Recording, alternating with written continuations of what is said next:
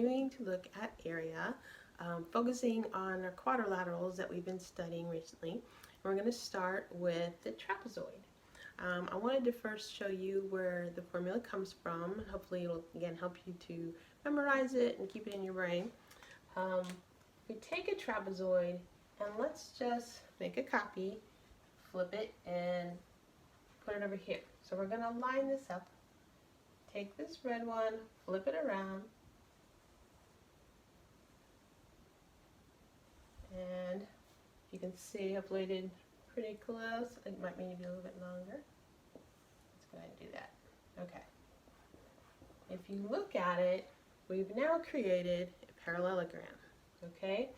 So the parallelogram, if you look, our red one is, hopefully it looks like, and it should be half of the area of the parallelogram. Because if these two are congruent, which was our idea, just flipped over, we wind up getting parallel sides all the way around. Okay? We talked yesterday about the area of a parallelogram, and if you remember, the area of the parallelogram is base times height. Now, this parallelogram is special. It's similar to what we did with the triangle, except now the base here is the base, the bottom base, B1, plus the top base, B2. So B1 plus B2 is the length of the parallelogram, and we would need to find the height, perpendicular height. It's going to be the same either side of the trapezoid. We're going to use that. So our formula, if we're looking at, again, this is the area of the whole parallelogram, the formula of the trapezoid is going to be 1/2 of the area of the parallelogram. So it's 1/2. Our base, though, this time is B1 plus B2 times the height. So base times height, but 1/2 of it is how we get the area of our trapezoid.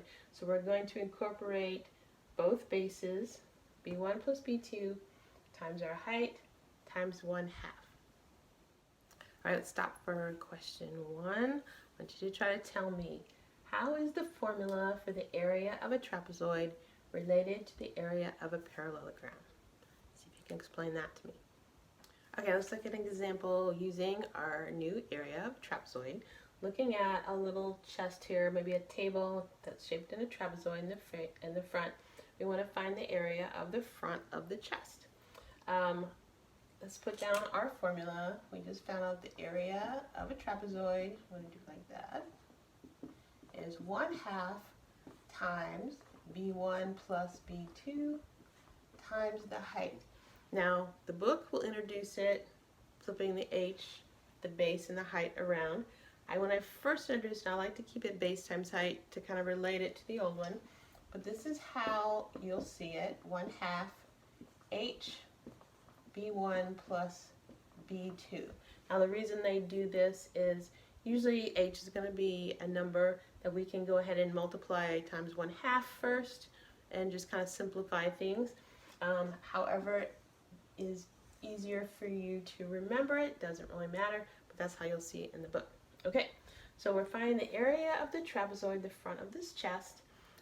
We need the height, and we need base 1 plus base 2. So we're going to start with, they give us here, the height of our chest is 20 inches. The base, B1 is 18 inches, and base 2 is 12 inches. So they give us everything right up front.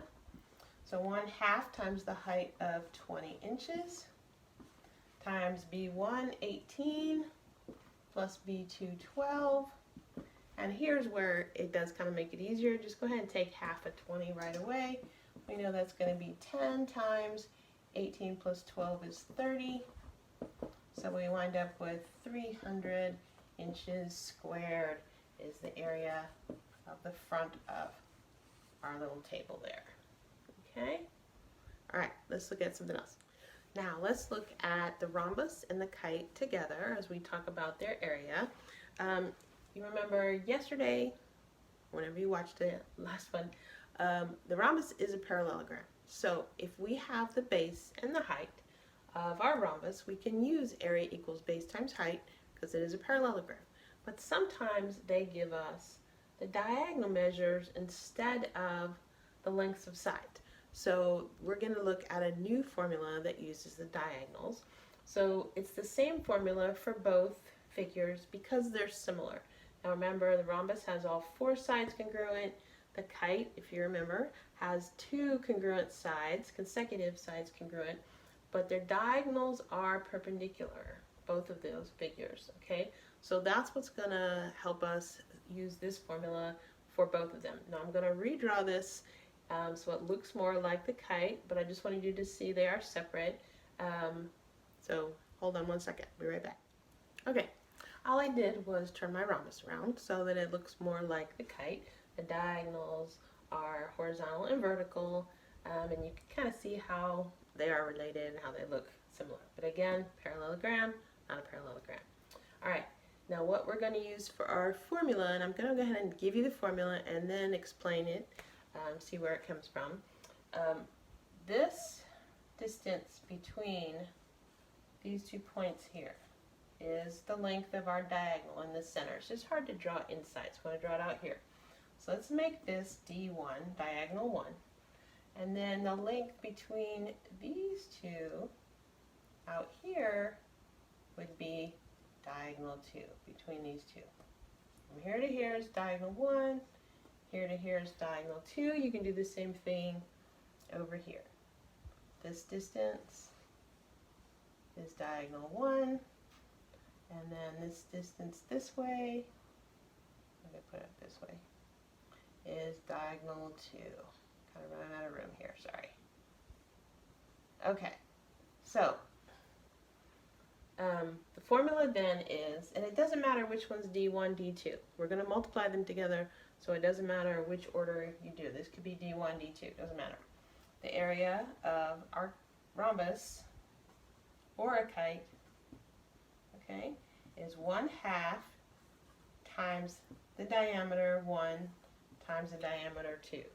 So they'll normally say it, area of the kite, same thing, 1/2 D1, D2. That's how they'll say it, D1, D2.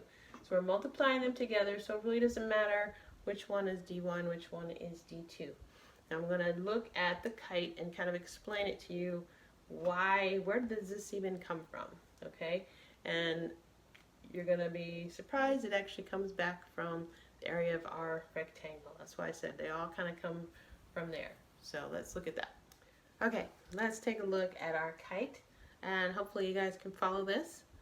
Let's see, I just want you to see where it comes from, so hopefully you follow. All right, what we're going to do is we're going to take, here's our kite. This is our, change them around. This is D1 this time, this is D2. We talked about the area formula is 1/2 D1 times D2. And what I want you to do, we're going to take this triangle, the small part here, take it, pretend like it can rotate around here. We're going to rotate it around, and it's going to wind up matching up right here when we swing it around. Okay? It's going to round that off there. And we're going to do the same thing with this triangle. Here we're going to rotate it around the side, and he's going to wind up down here. And what we now have, if we're just cutting those pieces off, swinging them around here, is we now have a rectangle where this distance, if this was D1, when we swing these two around here, this is actually 1/2 of D1. And we can find the area of this rectangle, which we talked about the first day. The area of a rectangle is base times height, where my base this time is D2, and my height is 1/2 D1. So we come out with the formula that we talked about earlier, 1/2 D1 times D2. All right, here's question 2. What parts of a figure do you need to find the area of a kite? Tell me how we find the area of a kite. Okay, let's practice using our new formula. We're starting off with a rhombus. Find the area of rhombus A, B, C, D. Now it's important that they tell us whether it's a rhombus or a kite, because they only give us the distance here from B to, let's add one here, from B to E is 3 inches, and A to E is 6 inches. If it was a kite, we wouldn't know how long EC was, but since it's a rhombus, if you remember, the diagonals bisect each other because it's a parallelogram, so EC and AE are congruent, BE and ED are congruent. So we're going to use our formula. Our new one says the area of a rhombus is equal to 1/2 D1 times D2. Now D1 stands for the length of one of the diagonals. So let's go ahead and make this the length of the diagonal. That means we're measuring from B to D. Okay, this is the same length we're trying to do here. This is D1. Okay, D2 is measuring from A to C, and that's going to be the distance from here to here. That's my D2. Okay, so D1 going from B to D, 3 inches plus 3 inches. We'll take our 1/2 there. So D1 is 6. D2 measures from A to C, so 6 plus 6, D2 is 12. When we multiply across, go ahead and multiply the 1/2 times the first number. So 1/2 of 6 is 3, and 3 times 12 gives us 36 inches squared. Okay, so each of these is going to represent the diagonal. I did want to mention on rhombus, sometimes remember our square is a type of rhombus, so you will see some squares also. Just kind of think, if they give you the sides, you're going to do base times height, but if they give you the diagonals, then you wind up using this formula. Let's look at one more. Okay, this time we're going to look at a kite, and we're going to throw two things in there. We're going to work backwards using our formula to find the diagonals, and also we're going to throw in some algebra there just to make it more fun. One diagonal of a kite is 1/3 as long as the other. Okay, so they're telling us we got two diagonals here. One is 1/3 as long, so that's going to be our short one. The short one is 1/3 the length of the other one. Let's go ahead and make this. Let's make this one D1 from here to here. D1. And they tell us that D1 is equal to 1/3 the length of D2. So here's D2 from here to here. Here's D2. If we use these as our variables, then we could say D1 equals 1/3 of D2. Okay? The area of the kite is 24 inches squared. What are the lengths of the diagonals? So we're going to go back and find D1 and D2. Let's start with our formula. The area of our kite is 1/2 D1 times D2. Now let's fill in what we know. They tell us the area of the kite is 24 inches squared, so that's going to go here, 24 inches squared, and we have 1/2 times D1 is the length we said of this diagonal, but we also know that it is 1/3 of D2, so we're going to substitute that in there, and D2 just gets to stay by itself. That's the length of D2. Now on this side here, this is all multiplication. We're going to multiply our numbers, and then we're going to multiply our variables together. All right, 24 gets to stay. 1/2 times 1/3 is going to give us 1/6, and we have D2 times D2. So we actually have D2 squared, lots of little 2's there. And we can't take the square root until D2 is by itself. So we need to move our 1/6 to the other side, multiply by the reciprocal. So we have 6 times 24. That's going to give us 144. These cancel, and we're left with D2 squared. Now we can take the square root of both sides. We find out that D2 is the square root of 144, which is 12 inches. And then don't forget to go back in, find D1, we know is 1/3 of D2, so divide by 3, and D1 is 4 inches. That's how we do that one, okay? Okay, we are finished with trapezoids and kites, looking at their area today.